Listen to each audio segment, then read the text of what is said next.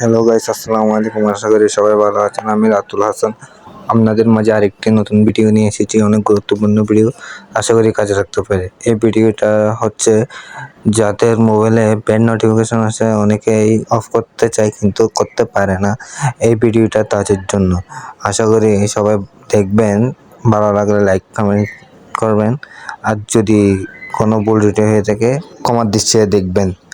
চলেন তাহলে এই ভিডিওটা শুরু করা যাক। আমরা প্রথমে কি করব, সেটিংয়ে যাব।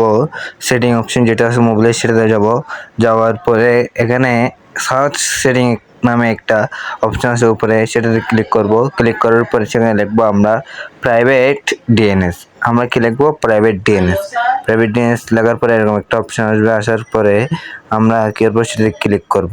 ক্লিক করার পরে আমরা এখানে ঢোকার পরে দেখবো আর একটা আছে প্রাইভেট ডিএনএস, সেটাতে ক্লিক করব। ক্লিক করে অনেকের অফ থাকতে পারে, কিন্তু আমার যেহেতু অন করা আছে আমি অন, অনেকের অফ করা থাকতে পারে।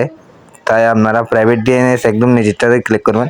তারপর এখানে একটা লেখা আসবে, আপনার মানে লেখা থাকবে না, আপনার এরকম একটা গিয়ে আসবে। আপনারা কি করবেন, সেখানে একটা শুধু সামান্য একটা গিয়ে লিখে দিবেন। সেটা হচ্ছে কি dns.edcard.com। এটা লিখে আপনারা সেভ করে দিবেন।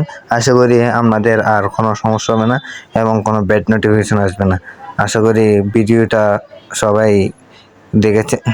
ভালো লাগলে লাইক কমেন্ট সাবস্ক্রাইব করে দিবেন, আরও নতুন নতুন ভিডিও পেতে সাহায্য করতে পারি মতন আপনাদের।